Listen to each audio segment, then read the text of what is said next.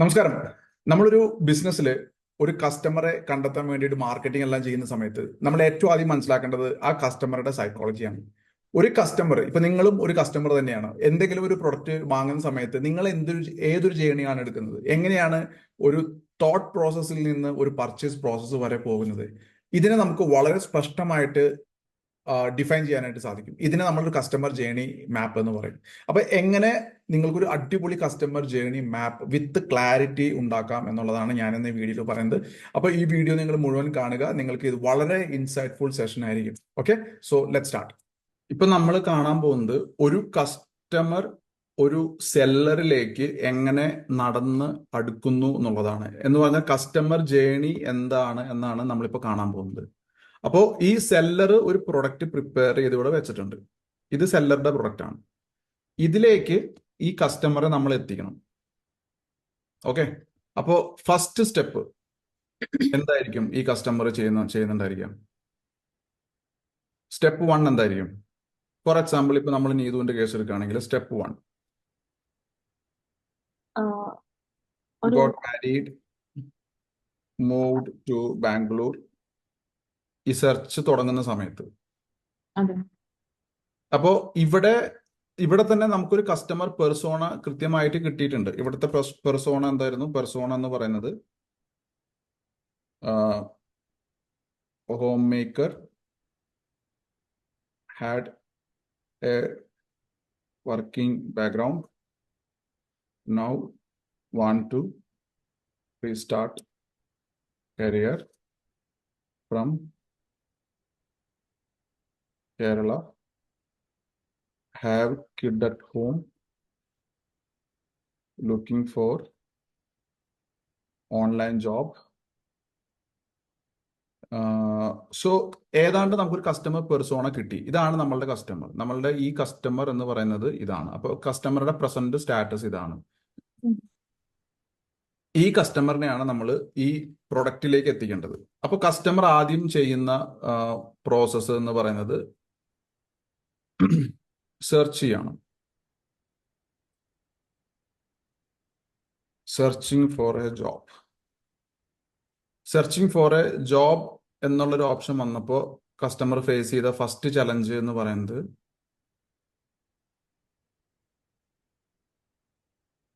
Which job എന്നുള്ളതാണ്, അല്ലേ? Which job എന്നുള്ളതാണ് ആദ്യം വന്നത്. വിച്ച് ജോബ് നമുക്കിതിനെ കുറച്ച് ഡീവേറ്റ് ചെയ്യേണ്ടി വരും. വിച്ച് ജോബ്, ആ ജോബ് ഏത് എന്ന് കണ്ടെത്തിയത് ഡിജിറ്റൽ മാർക്കറ്റിംഗ് എന്നൊരു ഉത്തരത്തിൽ കണ്ടെത്തി. അപ്പൊ അതിന് കുറെ പ്രോസസ്സിലൂടെ പോയിട്ടുണ്ടാവും. ഡിജിറ്റൽ മാർക്കറ്റിംഗ് എന്ന് പറയുന്ന ഒരു പ്രോസസ്സിലേക്ക് എത്തി. അതിനുശേഷം അടുത്തത് ആ സ്കിൽ സെറ്റ് വേണം. അപ്പോ ഹൗ ടു അക്വയർ സ്കിൽസ് എന്നുള്ളതാണ് അടുത്ത ചോദ്യം. ആ ചോദ്യത്തിന് ഉത്തരം കണ്ടെത്തണം. അത് കണ്ടെത്തി കഴിഞ്ഞാൽ അടുത്ത സ്റ്റെപ്പ് എന്താ? Start learning. സ്റ്റാർട്ട് ലേണിങ്ങിന് മുന്നേ അല്ല, അതിന് മുന്നേ identify courses, then compare and join A course.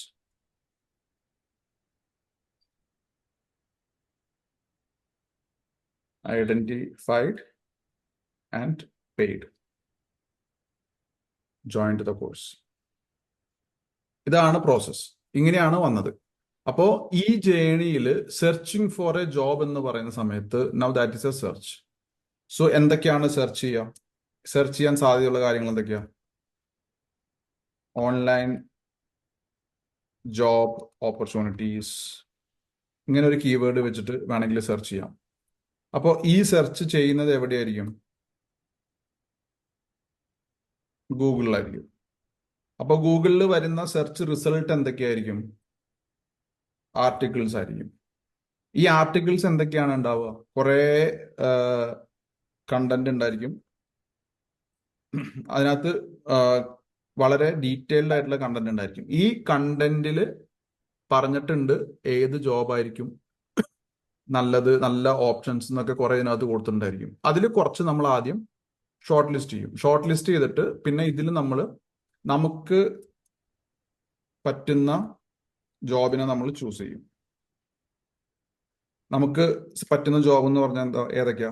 ഓൺലൈനിൽ ഇരുന്ന് ചെയ്യാൻ പറ്റുന്ന, പാർട്ട് ടൈം ആയിട്ട് ചെയ്യാൻ പറ്റുന്ന, പിന്നെ അത്യാവശ്യം സാലറി കിട്ടുന്ന, ഗ്രോത്ത് ഓപ്പർച്യൂണിറ്റി ഉള്ള ഒരു ജോബിനെ നമ്മൾ ഇവിടുന്ന് ചൂസ് ചെയ്തു. അതാണ് ഇവിടെ നടക്കുന്ന പ്രോസസ്സ്. ഇത് നമ്മൾ കമ്പയർ ചെയ്യുന്ന പ്രോസസ്സാണ്. ഇത് ഫുൾ ഓൺലൈൻ ആയിട്ടുള്ള പ്രോസസ്സാണ് സെർച്ച് എന്ന് പറയുന്നത്. ഈ സെർച്ചിൽ നിന്ന് ഇവിടെ സെലക്ഷൻ എന്ന് പറയുന്നത് ഓൺലൈൻ പ്ലസ് ഡിസിഷൻ മേക്കിംഗ് പ്രോസസ്സാണ്. ഇതിൽ നിന്ന് നമ്മൾ ഡിജിറ്റൽ മാർക്കറ്റിംഗിലേക്ക് എത്തി. ഡിജിറ്റൽ മാർക്കറ്റിംഗിലേക്ക് എത്താനുള്ള കാരണം എന്താ? ഡിജിറ്റൽ മാർക്കറ്റിംഗിലേക്ക് എത്താനുള്ള കാരണം ഈ പറയുന്ന മേലെ കൊടുത്തിരിക്കുന്ന കാര്യങ്ങളും പിന്നെ അതിന്റെ കാര്യങ്ങളും ഒക്കെ മനസ്സിലാക്കി ഓൺലൈനായിട്ട് ചെയ്യാം.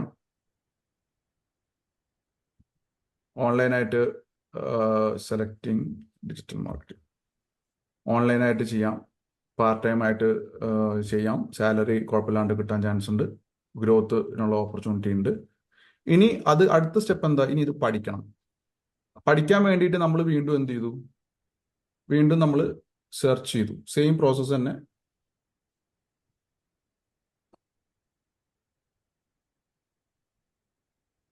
സെർച്ച് ചെയ്തു. Search what? Courses, online courses. കാരണം വീട്ടിലിരുന്നിട്ടാണല്ലോ നമുക്ക് പഠിക്കാനുള്ളത്. Online courses, Malayalam, affordable, satisfying ഒരു ക്രൈറ്റീരിയ ആയിരുന്നു, സാറ്റിസ്ഫൈയിങ്. പിന്നെ പ്ലേസ്മെന്റ് സപ്പോർട്ട്, പിന്നെ എന്തൊക്കെയാ, പിന്നെ ഓത്തന്റിക് ഒരു ഫാക്ടറാണ്, ഓത്തന്റിക്. ഇത്രയും കാര്യങ്ങൾ സെർച്ച് ചെയ്തിട്ട് ഇത്രയും കാര്യങ്ങളാണ് നമ്മൾ സെർച്ച് ചെയ്തത്. അതായത് ഈ കോഴ്സിനെ ഡിജിറ്റൽ മാർക്കറ്റിംഗ് പഠിക്കാമെന്ന് തീരുമാനിച്ചു. പിന്നെ നമ്മൾ ഓൺലൈനിൽ സെർച്ച് ചെയ്യാൻ തുടങ്ങി. ഇത്രയും ക്രൈറ്റീരിയ ഉള്ള കോഴ്സുകൾ സെർച്ച് ചെയ്യാൻ തുടങ്ങി. അതിനുശേഷം നമ്മൾ അടുത്ത സ്റ്റെപ്പിലേക്ക് എത്തി. എവിടെ? കുറെ കോഴ്സുകൾ കിട്ടി. കോഴ്സിനകത്ത് നമ്മൾ കോഴ്സിന്റെ ഒക്കെ ലിസ്റ്റ് പ്രിപ്പയർ ചെയ്തു. ലിസ്റ്റ് പ്രിപ്പയർ ചെയ്തിട്ട് അടുത്ത സ്റ്റെപ്പിലേക്ക് പോയി. എല്ലാ കോഴ്സുകളുടെയും കമ്പാരിസണിൽ നമ്മൾ എന്തൊക്കെ നോക്കി? പ്രൈസ് നോക്കി, മേലെ പറഞ്ഞ കാര്യങ്ങളെല്ലാം നോക്കി. പ്രൈസ് നോക്കി, ഡ്യൂറേഷൻ നോക്കി, ടൈമിംഗ് നോക്കി, അങ്ങനെ എല്ലാ കാര്യങ്ങളും നോക്കി ഒരു തീരുമാനം എടുത്തു. അടുത്ത സ്റ്റെപ്പിലേക്ക് വന്നു.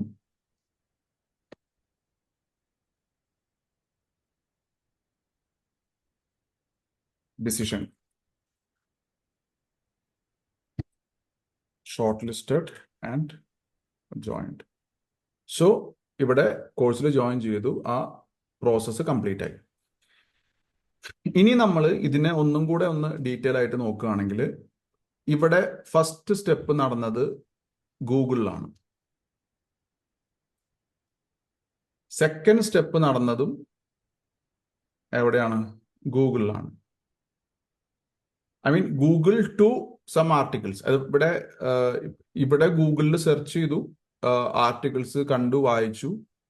യു ക്യാൻ സേ ഇത് അടുത്ത സ്റ്റെപ്പ് പോയത് വേണമെങ്കിൽ ഇങ്ങനെ പറയാം, ഗൂഗിൾ കം ബ്ലോഗ്സ് എന്ന് വേണമെങ്കിൽ പറയാം.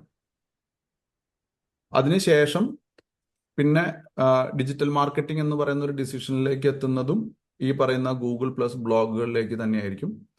അതിനുശേഷം ഹൗ ടു അക്വയർ സ്കിൽസ് എന്ന് പറയുന്ന ഒരു പ്രോസസ്സിലേക്ക് നമ്മൾ എത്തിയത്.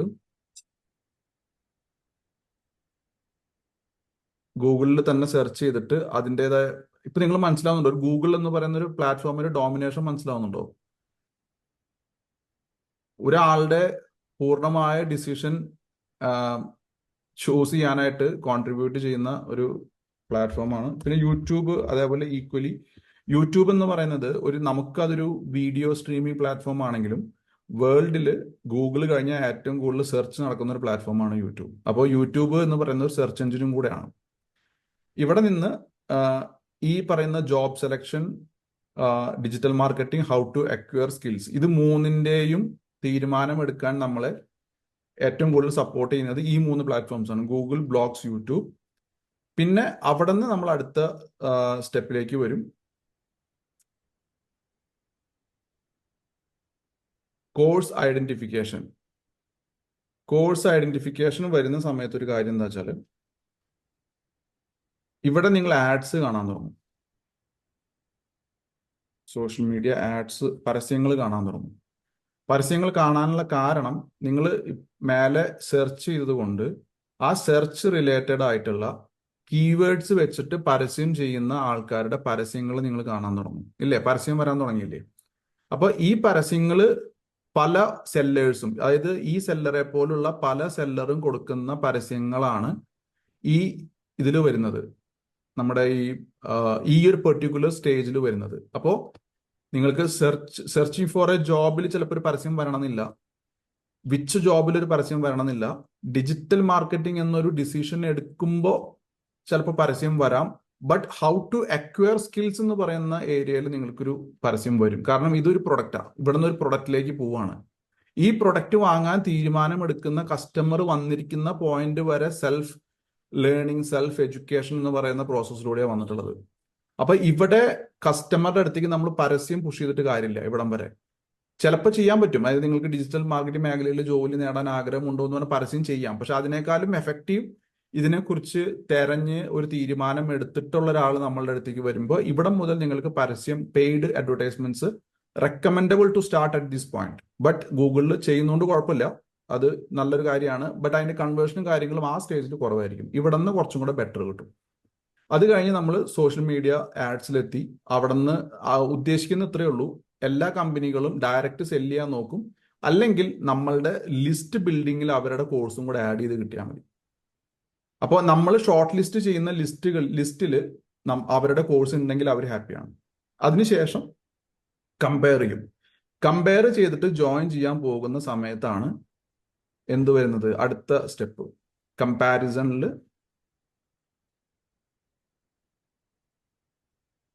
ട്രസ്റ്റ് ബിൽഡിംഗ്, നെഗോഷിയേഷൻ, പിന്നെ ഓഫർ, എല്ലാം വരുന്നത് ഈ സ്റ്റേജിലാണ്. ഈ കമ്പയർ ചെയ്തുകൊണ്ടിരിക്കുന്ന സമയത്ത് നമുക്ക് അവർ ഓഫർ, ഇതൊക്കെ ട്രസ്റ്റ് ബിൽഡിംഗ്, ടെസ്റ്റിമോണിയൽസ് അയച്ചു വരും. ഇതൊക്കെ നമുക്ക് കിട്ടാൻ തുടങ്ങും ഈ ഒരു സ്റ്റേജിൽ.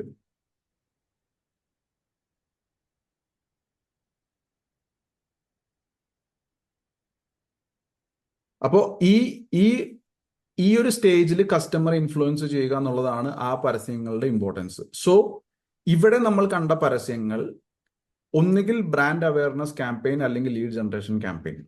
ഓക്കെ, അപ്പോൾ നമ്മൾ ഗൂഗിളിൽ കാണുന്ന പരസ്യം എന്ന് പറയുന്നത് ഇതിനെയാണ് നമ്മൾ ഡിസ്പ്ലേ ആഡ്സ്, സെർച്ച് ആഡ്സ് എന്ന് പറയുക. Search ads. Okay, search ads ആണ് ഗൂഗിൾ സെർച്ച് എഞ്ചിൻ മാർക്കറ്റിംഗ് എന്ന് പറയുന്ന ഒരു പ്രോസസ്സിന്റെ ഭാഗമായിട്ടാണ് ഈ സെർച്ച് ആഡ്സ് വരുന്നത്. Search ads. ഓക്കെ, ഇവിടെ നമ്മൾ കാണുന്ന പരസ്യമാണ്, ഇവിടെ കാണുന്ന പരസ്യം എന്ന് പറഞ്ഞാൽ ഇവിടെ നിങ്ങൾ കാണേണ്ട പരസ്യം ആക്ച്വലി ലീഡ് ജനറേഷൻ ക്യാമ്പയിൻസ് ആണ് ഇവിടെ കാണേണ്ടത്, അല്ലെങ്കിൽ ട്രാഫിക് ടു ലാൻഡിംഗ് പേജ്. ഇതാണ് നിങ്ങൾ ഇവിടെ കാണേണ്ട പരസ്യം. ഞാൻ എന്തിനാണ് ഇത് പറയുന്നത് വെച്ചാൽ, നമ്മൾ പരസ്യങ്ങൾ ചെയ്യുന്ന സമയത്ത് കുറെ ടൈപ്പ് ഓഫ് പരസ്യങ്ങൾ ഉണ്ടായിരിക്കും. അപ്പോൾ ഏത് പരസ്യം എവിടെ റൺ ചെയ്യണം എന്നുള്ളത് അറിയാൻ വേണ്ടിയിട്ടാണ് ഇത് പറയുന്നത്. This is ads. This is platform.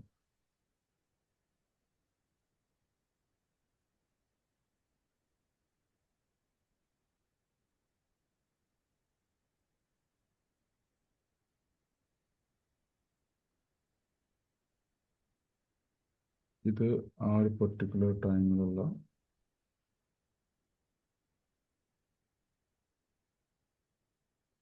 ഇതിന്റെ ലിങ്ക് ഞാൻ ഷെയർ ചെയ്യാം, നിങ്ങൾക്ക് റെഫർ ചെയ്യാം.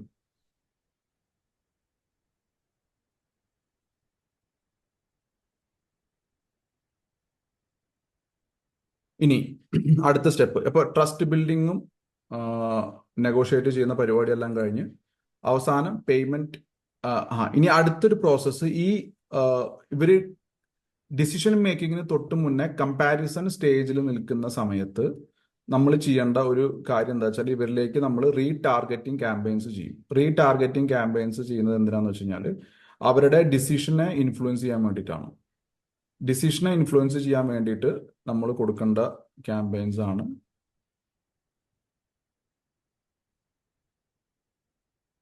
റീടാർഗറ്റിംഗ് അല്ലെങ്കിൽ റീമാർക്കറ്റിംഗ് എന്ന് പറയും. ഇവിടെ നമ്മൾ കൊടുക്കുന്ന ക്യാമ്പയിൻസിന് റീടാർഗറ്റിംഗ് അല്ലെങ്കിൽ റീമാർക്കറ്റിംഗ് എന്ന് പറയും. ഇതിന്റെ ഒരു പ്രത്യേകത എന്ന് പറയുന്നത് ഇവിടെ നമ്മളുടെ കയ്യിൽ ഓൾറെഡി കസ്റ്റമറിന്റെ ഡാറ്റ ഉണ്ട്. ഈ സ്റ്റേജിൽ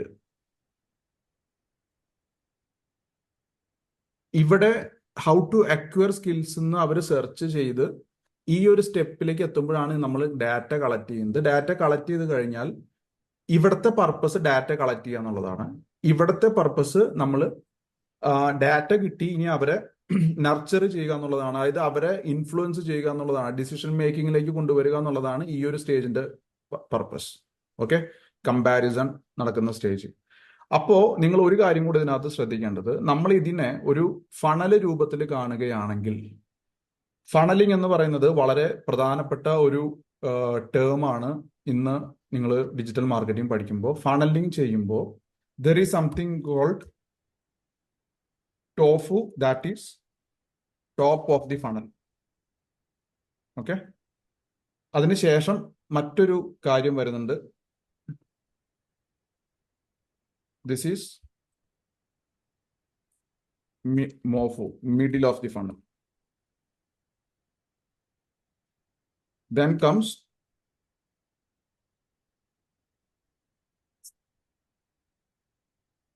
bottom of the funnel. Bottom of the funnel എന്ന് പറഞ്ഞു കഴിഞ്ഞാൽ എക്സ്പ്ലെയിൻ ചെയ്തു തരാം ഞാൻ എന്താണെന്നുള്ളത്. Bottom of the funnel. So ഇതിന്റെ അർത്ഥം എന്ന് പറയുന്നത്, ടോപ്പ് ഓഫ് ദി ഫണൽ എന്ന് പറഞ്ഞാൽ ഇപ്പൊ നമ്മൾ ലീഡ്സ് വരികയാണ് നമുക്ക്. ഇപ്പോൾ കുറെ ലീഡ്സ് ഇങ്ങനെ വന്നുകൊണ്ടിരിക്കും. ഇത് നിങ്ങൾ ഇനി ഈ കസ്റ്റമറിന്റെ പെർസ്പെക്റ്റീവ് എന്നല്ലാണ്ട് ഒരു കമ്പനി പെർസ്പെക്റ്റീവ് നോക്കിക്കഴിഞ്ഞാൽ കുറെ ആൾക്കാർ ഇങ്ങനെ കുറെ എൻക്വയറി ചെയ്യുന്നുണ്ടായിരിക്കും. അപ്പോൾ ഇങ്ങനെ ഡെയിലി ഇങ്ങനെ എൻക്വയറീസ് വരുന്നുണ്ടായിരിക്കും. ഇപ്പോൾ ഗൂഗിളിൽ സെർച്ച് ചെയ്യുന്നവരുണ്ടായിരിക്കും, ആഡ് കണ്ടുവരുന്ന ആൾക്കാരുണ്ടായിരിക്കും, പിന്നെ അത് കൂടാതെ ഏതെങ്കിലും രീതിയിലൊക്കെ ഇങ്ങനെ കുറെ ആൾക്കാർ വരും എവറി ഡേ. ഈ വരുന്ന ആൾക്കാർ ടോപ്പ് ഓഫ് ദി ഫണൽ സ്റ്റേജിൽ നിന്ന് നമ്മളുടെ കോഴ്സിനെ കുറിച്ചും കാര്യങ്ങൾ അറിഞ്ഞ് അടുത്ത സ്റ്റേജിലേക്ക് പോകുന്നതിനെ ആണ് നമ്മൾ മിഡിൽ ഓഫ് ദി ഫണൽ എന്ന് പറയുന്നത്. That is next step. ഇവിടുന്ന് ഷോർട്ട് ലിസ്റ്റ് ആയി ഇങ്ങോട്ട് എത്തി.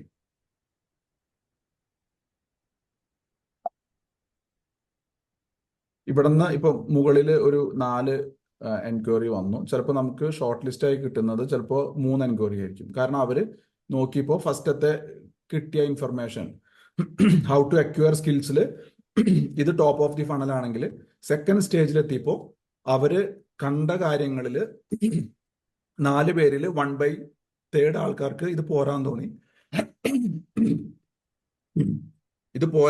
അപ്പൊ അവര് ഡ്രോപ്പ് ആയിട്ട് ഈ 4-ൽ 3 പേര് മാത്രമേ അടുത്ത സ്റ്റേജിൽ എത്തിയുള്ളൂ.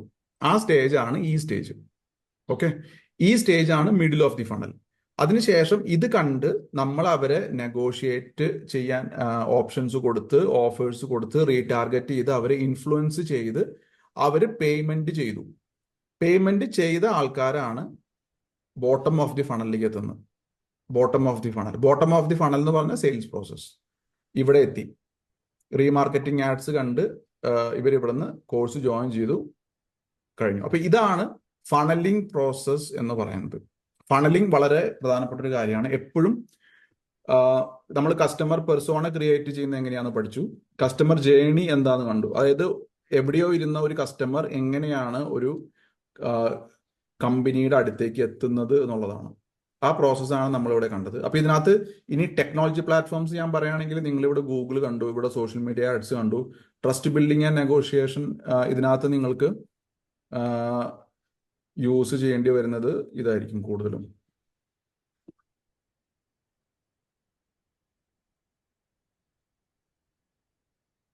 വാട്സാപ്പ്,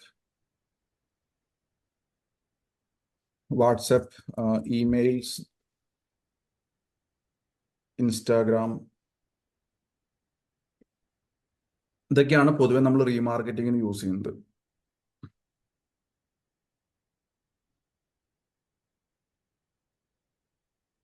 ഓക്കെ, അങ്ങനെയാണ് നമ്മൾ ഇവരെ ഇൻഫ്ലുവൻസ് ചെയ്ത് ഡിസിഷൻ മേക്കിങ്ങിലേക്ക് കൊണ്ടുപോയി അവിടെ നിന്ന് അവർ കോഴ്സ് പർച്ചേസ് ചെയ്യും.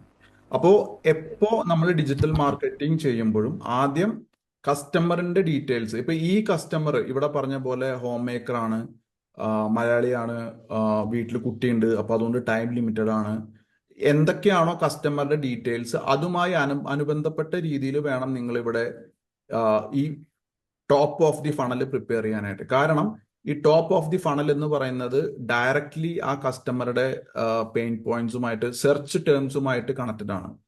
അപ്പൊ ഇയാൾ സെർച്ച് ചെയ്യപ്പോഴും എന്താ ഓൺലൈൻ ജോബ് എന്ന് പറഞ്ഞിട്ട് ഇവിടെ സെർച്ച് ചെയ്യുക. ഫസ്റ്റ് തന്നെ ഇവർ സെർച്ച് ചെയ്യുന്ന ഓൺലൈൻ ജോബ് ആയിരിക്കും, work from home job, online job. അപ്പൊ അതുമായിട്ട് കണക്ട് ചെയ്താൽ മാത്രമേ ഇത് ഇവിടെ ഈ ലിങ്ക് സ്റ്റാർട്ട് ചെയ്യാൻ പറ്റുള്ളൂ. ഈ ലിങ്കിങ് ഭയങ്കര ഇമ്പോർട്ടൻ്റ് ആണ്. ഈ ലിങ്കിന് പകരം നമ്മൾ വേറെ എന്തെങ്കിലുമൊക്കെ കൊടുത്തു കഴിഞ്ഞാൽ ചിലപ്പോൾ ഇവര് സെർച്ച് ചെയ്യുമ്പോൾ ഇവിടെ എത്തിയെന്ന് വരില്ല. അപ്പോ ഇവരെ എങ്ങനെ ഇതിലേക്ക് കണക്ട് ചെയ്യാം, ഇതിൽ നിന്ന് എങ്ങനെ ഇതിലേക്ക് കണക്ട് ചെയ്യാം, ഇതിൽ നിന്ന് എങ്ങനെ ഇതിലേക്ക് കണക്ട് ചെയ്യാം, ഇങ്ങനെ സ്റ്റെപ്പ് ബൈ സ്റ്റെപ്പ് ആയിട്ട് ഈ ലാസ്റ്റ് വരെ എത്തിച്ചാൽ മാത്രമാണ് ഈ ഡിജിറ്റൽ മാർക്കറ്റിംഗ് എന്ന് പറയുന്ന പ്രോസസ്സ് കംപ്ലീറ്റ് ആയിട്ട് നടക്കുള്ളൂ. ഇത് ക്ലിയർ അല്ലേ? ഓക്കെ, ഇനി ഈ പ്രോസസ്സിനെ നമ്മൾ സ്പ്ലിറ്റ് ചെയ്തിട്ട് എന്തൊക്കെ എവിടെയൊക്കെ ചെയ്യണമെന്നൊരു തീരുമാനത്തിലേക്ക് എത്താൻ വേണ്ടിയിട്ടാണ് ഈ ഫണലിംഗ് പ്രോസസ്സ് നമ്മൾ ആദ്യമേ ഡിസൈഡ് ചെയ്യുന്നത്. ടോപ്പ് ഓഫ് ദി ഫണലിൽ വരുന്നത് ഈ പറയുന്ന ഗൂഗിൾ സെർച്ച്, അല്ലെങ്കിൽ paid campaigns, brand awareness campaigns, influencer marketing, അതെല്ലാം വരാം. അത് ബേസിക്കലി പുതിയ ആൾക്കാരെ, ടോപ്പ് ഓഫ് ദി ഫണലിന്റെ പർപ്പസ് എന്ന് പറയുന്നത് എപ്പോഴും റീച്ച് എന്നുള്ളതാണ് ഇതിന്റെ പ്രധാനപ്പെട്ട പർപ്പസ്. ടോപ്പ് ഓഫ് ദി ഫണലിന്റെ പർപ്പസ് റീച്ച് ആണ്.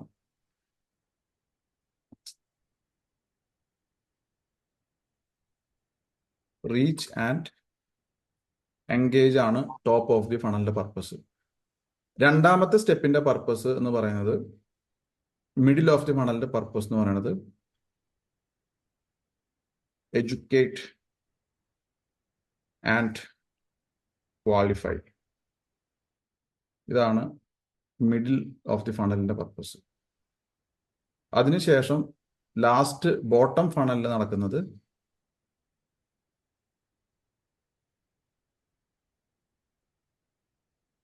Delight and convert to sales.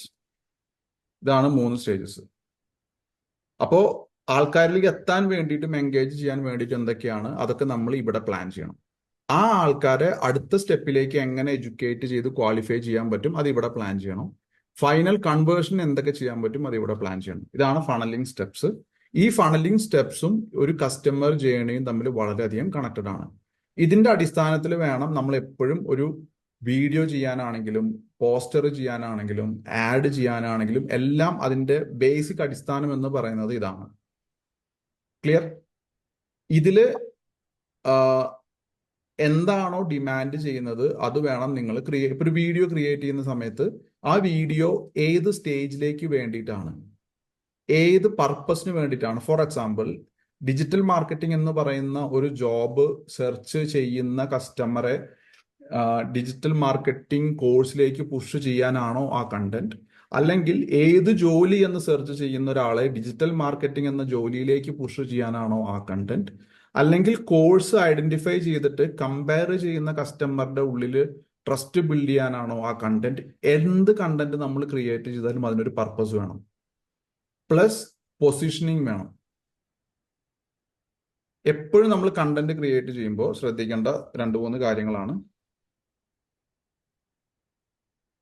ഒന്ന് പർപ്പസ്, 2 പിച്ച്, 3 പൊസിഷനിങ്.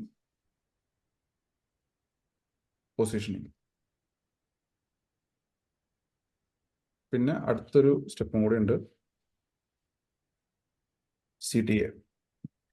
എപ്പോഴും നമ്മൾ കണ്ടന്റ് ക്രിയേറ്റ് ചെയ്യുമ്പോൾ ഈ കാര്യങ്ങൾ ശ്രദ്ധിക്കുക. ഇതിനെ എന്താന്ന് ഞാൻ പറഞ്ഞുതരാം. ഇപ്പൊ ഇവിടെ നമ്മൾ ഒരു ആർട്ടിക്കിൾ ക്രിയേറ്റ് ചെയ്യാണ്. ആ ആർട്ടിക്കിളിന്റെ പർപ്പസ് എന്ന് പറയുന്നത് ഓൺലൈൻ ജോബ് നോക്കുന്ന ഒരാളെ എഡ്യൂക്കേറ്റ് ചെയ്യുക എന്നുള്ളതാണ് അതിന്റെ പർപ്പസ്. അതിൽ നമ്മൾ പിച്ച് ചെയ്യുന്നത് എന്താ, ഓൺലൈനായിട്ട് നിങ്ങൾക്ക് ജോബ് ചെയ്യാൻ പറ്റും, അതിന് കുറെ നല്ല നല്ല ഓപ്ഷൻസ് ഉണ്ട്, അതിൽ ഏറ്റവും നല്ല ഒരു ഇതാണ് ഡിജിറ്റൽ മാർക്കറ്റിംഗ്. അവിടെ നമ്മൾ പിച്ച് ചെയ്തു. പൊസിഷനിങ് എന്ന് പറഞ്ഞാൽ എന്താ? പൊസിഷനിങ് എന്ന് പറഞ്ഞാൽ ഈ കസ്റ്റമർ ജേണിയുടെ ഈ എൻട്രി പോയിന്റിലാണ് നമ്മൾ ഈ കണ്ടന്റിന് പൊസിഷൻ ചെയ്യുന്നത്. അതിനുശേഷം CTA എന്ന് പറഞ്ഞാൽ എന്താ? CTA എന്ന് പറഞ്ഞാൽ കോൾ ടു ആക്ഷൻ. ഇതിൽ നിന്ന് അടുത്ത സ്റ്റെപ്പ് എടുക്കാൻ വേണ്ടിയിട്ട് ആ കസ്റ്റമറെ നമ്മൾ പുഷ് ചെയ്യാണ്. ചിലപ്പോൾ അത് ഡയറക്റ്റ്ലി ഈ ഒരു കോഴ്സ് പർച്ചേസ് ചെയ്യാനായിരിക്കും ചിലപ്പോൾ നമ്മൾ ഇവിടുന്ന് പുഷ് ചെയ്യുന്നുണ്ടായിരിക്കുക ആ കണ്ടന്റ് വെച്ചിട്ട്. സോ അത് കോൾ ടു ആക്ഷൻ, ആ പറയുന്ന കസ്റ്റമറിൽ നിന്ന് നമ്മൾ എക്സ്പെക്ട് ചെയ്യുന്ന ഒരു ആക്ഷൻ. ഇത് ആലോചിച്ചിട്ട് വേണം എപ്പോഴും നമ്മൾ കണ്ടന്റ് ക്രിയേറ്റ് ചെയ്യാനായിട്ട്. ഓക്കെ, അപ്പോൾ കസ്റ്റമർ ജേണി എന്താന്ന് നമുക്ക് മനസ്സിലായി, ഫണലിംഗ് എന്താന്ന് നമുക്ക് മനസ്സിലായി. കണ്ടന്റ് ക്രിയേഷന്റെ അടിസ്ഥാനം, എപ്പോഴും നമ്മൾ കണ്ടന്റ് ക്രിയേറ്റ് ചെയ്യാൻ പറയുമ്പോൾ വെറുതെ പോയിട്ട് കണ്ടന്റ് ക്രിയേറ്റ് ചെയ്തത്. ഇപ്പോൾ പലരും നമ്മൾ കാണുന്നത് എന്തെങ്കിലുമൊക്കെ ഇങ്ങനെ ആലോചിച്ച് കുളിക്കുമ്പോൾ തലയിൽ വെള്ളം വീണ് കഴിഞ്ഞാൽ അപ്പോൾ കണ്ടന്റിന്റെ ഐഡിയ വരും, ആ കണ്ടന്റ് വന്നിട്ട് ക്രിയേറ്റ് ചെയ്യും. അതല്ല അതിന്റെ ഒരു തിയറി. തിയറി എന്ന് പറയുന്നത് എന്തിനാണ് ആ കണ്ടന്റ്, എവിടെ വെക്കാനാണ്, അതിന്റെ പർപ്പസ് എന്താ, അതിൽ എന്താണ് നമ്മൾ പറയേണ്ടത്, അതിൽ നിന്ന് അടുത്ത സ്റ്റെപ്പ് കസ്റ്റമറെ നമ്മളെ എങ്ങോട്ടായിരിക്കും പുഷ് ചെയ്യുന്നുണ്ടായിരിക്കുക. ഇത്രയും ക്ലിയർ ആണെങ്കിൽ മാത്രമേ നമ്മൾ കണ്ടന്റ് ക്രിയേഷനിൽ ഇൻവെസ്റ്റ് ചെയ്യാൻ പാടുള്ളൂ.